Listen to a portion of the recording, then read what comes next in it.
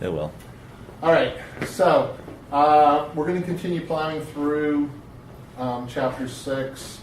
I think that next week is going to be, we're going to finish up looking at the stuff in Chapter 6. And there's some stuff that's later on that I have to look at and see if it's something that we really want to get into. So I've got a couple things. I've got a couple of the the whole how does certain things get translated into assembler. I am going to try not to go step by step through all of the examples, and there's one that I'm actually going to just skip over. But so we talked a little bit last week about call by reference and call by value. If I have call by value, I'm calling a function. I'm using call by value. What actually is in that local variable within my function? Is it the value, or is it the memory, or is it a memory address? What's that? What I heard somebody say. Am I passing the actual value that's in the variable, or am I passing the address of that variable? Value. It's the value, right? Hence, called by value. Called by reference then is what I'm actually doing is passing down the memory address, and then anything that I do with that variable locally is going to be done at the memory address of another variable. So we looked at it. We finished up last week looking at global variables. So this week we're going to start off by looking at call by reference with local variables. So in order to do this, we're going to do two things. We're going to take and use a function called move SPA, which is move the stack pointer to the accumulator, and then we're going to do an addition operator on that, and that is going to give us the address that we really want to take and use. So here we have our example here. So we have a rectangle function that is void. We've got the width and the height. We're going to do call by value, but the perimeter we're going to do call by reference, and then we're going to do the calculation to figure out the perimeter of a rectangle. So in main, we've got three variables for the perimeter, width and height. We have to ask for the width and the height, and then we take and we call our rectangle function.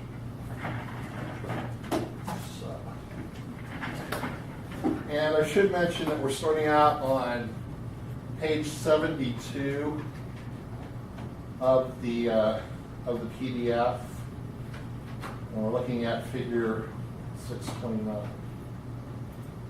So in our PEP 8, we've got help examples. Go down to 629, excuse me. We're going to do figure 629. We're going to copy that source in.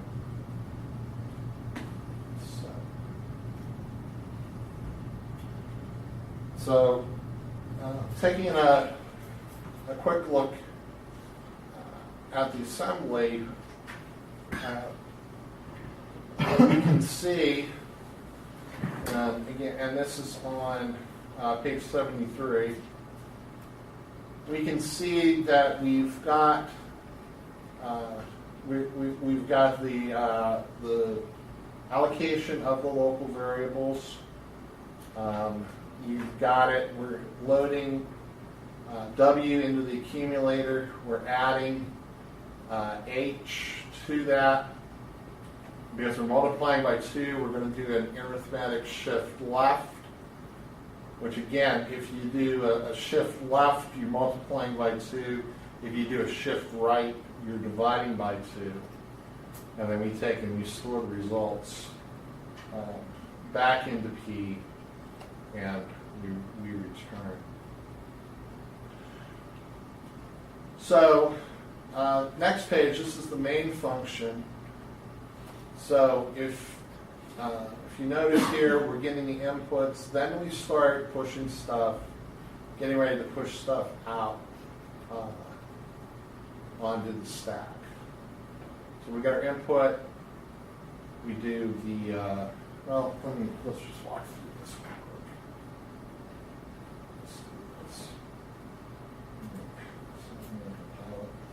And I apologize, I know the screen's a little smaller, but there's issues with the classroom PC here, so we'll just do what we can. All right. And that's not gonna work. So let's do a triangle. 45 by 23. All right, now we'll take and start this up. All right, so we come down, we allocate the space on the stack for our 3 variables in main.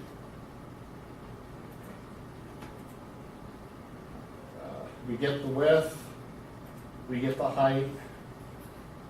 All right, and now we're going to take and we're going to move the stack pointer into the accumulator. So if we come over here, we see that our stack pointer is pointing to FBC9, which is the top of our stack.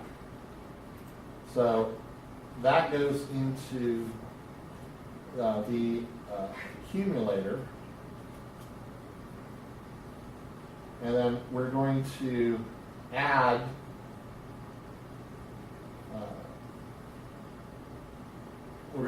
the parameter using the index addressing node. So basically, what we're going to do here, if we do the step, you'll notice now that the accumulator is pointed to param on the stack. So then we take and we start pushing stuff out onto the stack. So we push the perimeter, we push the width, we push the height, and then we put that all onto the stack. And we call rectangle, and then we load the width into the accumulator. So we got 23. We take and we add the height to it.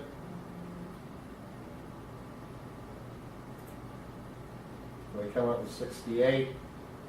Do our arithmetic shift to the left. And then we store that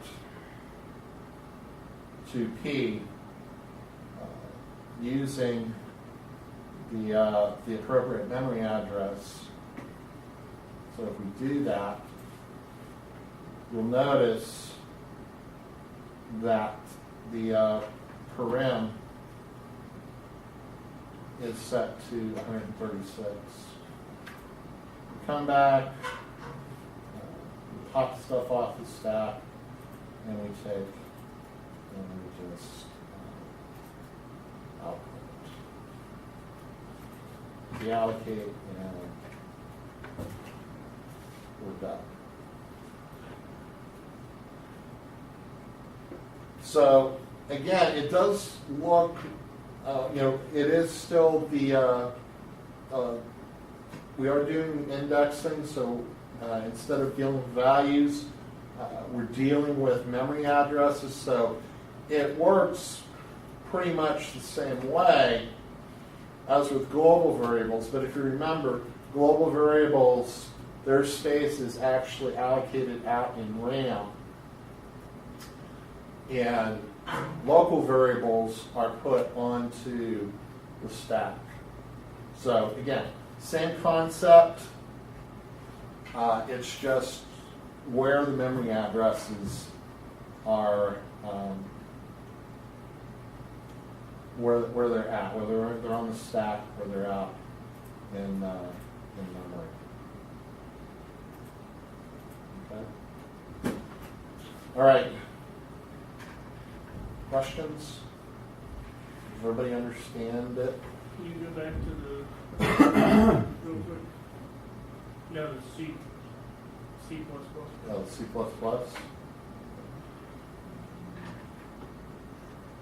Okay. So again, we've got 3 integers, and we call rectangle with those 3, passing it those 3 variables, of which right now width and height are the only ones that have any meaningful thing into it. And again, in C++, when you have the ampersand after a variable type declaration, we're saying we want to use call by reference. So this is actually a memory address in P. And that's the only thing that's different is the ampersand. Yeah, when there's an ampersand, at least in C or C++, it's called by reference. So P is called by reference, W and H are called by value. Got it? Yep. Any other questions?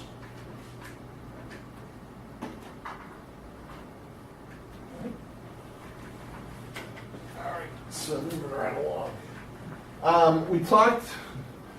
I think we did talk about Boolean types, and in pretty much in any language,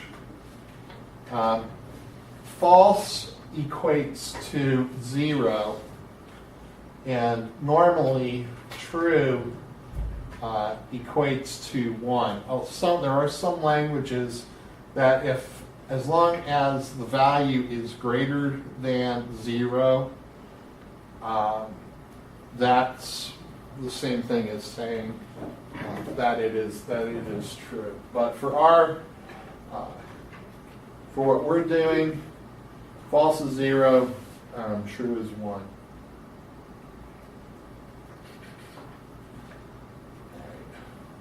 All right, this is the one I'm not going to walk through the code. You guys can do this. So we input an age. We call the in range, and the in range basically uses 2 constants, upper and lower. And if whatever the age is as long as it's greater than or equal to lower and less than or equal to upper, we return true. Otherwise, we return false. So, let me see what page. So that code is on page 79 of the handout. So if we look now at page 80, we can see the code for in range. So, looking at this, remember we're passing in an age, which is the variable A, the local variable A. So real quick, we load lower into the accumulator. We do a comparison of the accumulator against A. If, then we do a branch greater than. So again, we're looking, is lower greater than A? If it is, we fail. So we do a branch to else. Actually, where's else? So we branch down here to else. Otherwise, we load A into the accumulator, do a comparison against upper, and again, we have a branch greater than. So if A is greater than upper, again, the clause fails, so we're going to take and jump down to the else. But if A is between lower and upper, then we continue on. And what we do is we load into the accumulator true. Well, we define true as being 1. So we load that into the accumulator. We store the accumulator in the return value, and then we do a return. The else is simply loading false into the accumulator, storing it, and then returning. Okay? Everybody kind of understand what that's doing? All right, so let's look at the main.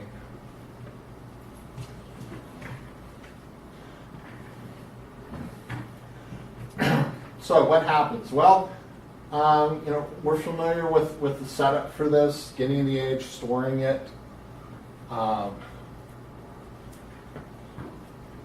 going to call in range, come back, pop the values off. We're going to load the return value into the accumulator, and then we're going to take and we're going to do a branch EQ. So since we're just doing a branch EQ, what we're saying is if the accumulator is equal to 0, do the branch. And so that branch determines which of the two outputs we're going to put out, whether it's qualified or whether it's unqualified. And lastly, deallocate, and then we stop. Okay? Pretty straightforward. Can I get some nods? Yes or no? Pretty straightforward. You alive, Mr. Yao?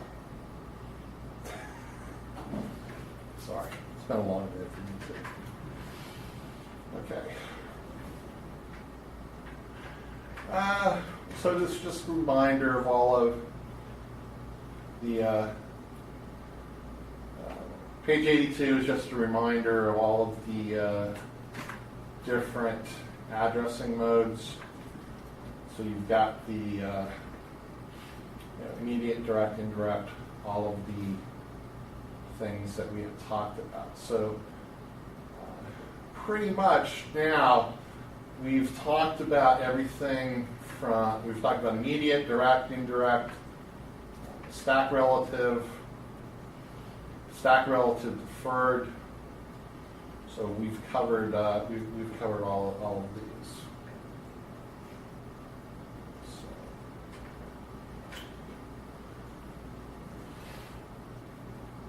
So now we want to take a look at a couple other addressing modes. These are more came about when the Pentium chips came out, and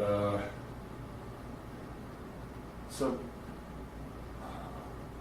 basically, the next couple addressing modes that we're going to look at are what are called indexed addressing modes. So the operand for it is at the memory. The operand is equal to whatever is at a memory location. The memory location is the operand spec plus X. So it is an offset.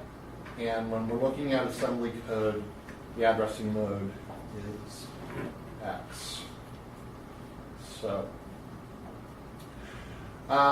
this addressing mode comes in handy when we are dealing with arrays, both global and local. So first thing that we're going to take a look at is the global arrays. So global array, when this gets declared, it uses the dot block in the assembler. So what we need to do to access an element of the array is what we want to do is basically find where the how far down the array is and calculate that memory address, and then we can take and use it. So here we have a little C++ program on page 86, and what this does is, if you look, we have two global variables. We have an integer j, and we also have an array called vector that has 4 elements to it. And all that we're going to do is we're going to input. We've got 2 for loops. One is an input for loop that'll take and get 4 values, load that into the array, and then take and print off the array in reverse order. So whenever you're dealing with arrays, you always have the array name and then what's called the index in brackets. So we're using global J simply to allow us to go through the array in order. So counting up and then counting down. All right. So moving along, looking at the assembler. Here we see the declaration for the 2 global variables. So you'll notice vector, both vector and j both have the dot blocks. So I want to step through this in Pep 8. Come over here. Move up.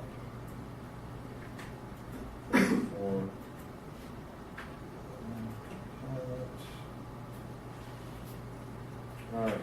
So I've got 4 values here: 67, 80, and 90. So let's take and run this. So you notice the first thing that happens, because we have global variables, is the space is allocated for them in main memory. So step through this.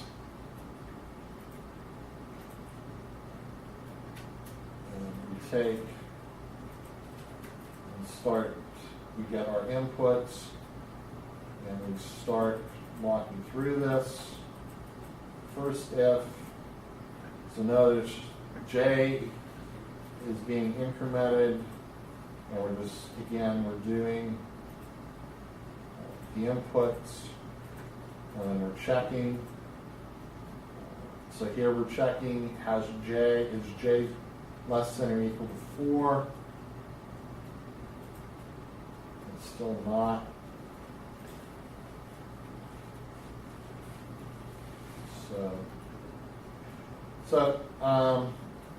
So if you notice, after it does the check, it takes and does an arithmetic shift left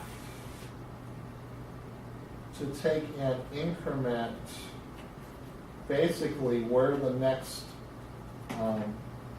slot in memory is that we're going to take and load stuff into.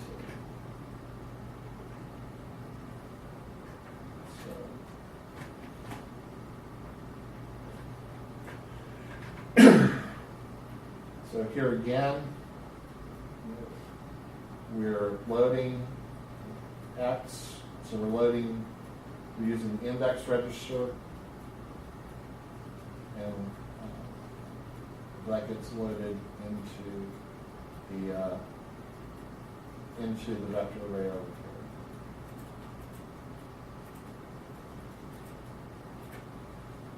So now we're done, so we come down here and we start the second loop. So we load 3 into the index register. We do we store that in J. We do our comparison, and then we start doing our output. So we see out. So we do a decimal out, and we use a J with D. Let me pull something up here. I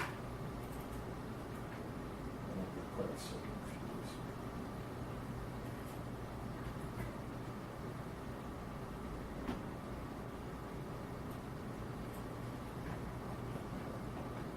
So we're using, oops. So we use direct addressing for J. So we started out with 3, and that is the memory address of the first element. So we output that. We do an arithmetic shift on the index register. So you notice now it went from 3 to 6.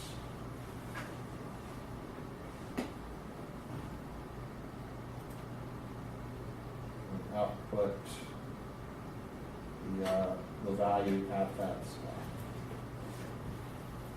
Decrement J.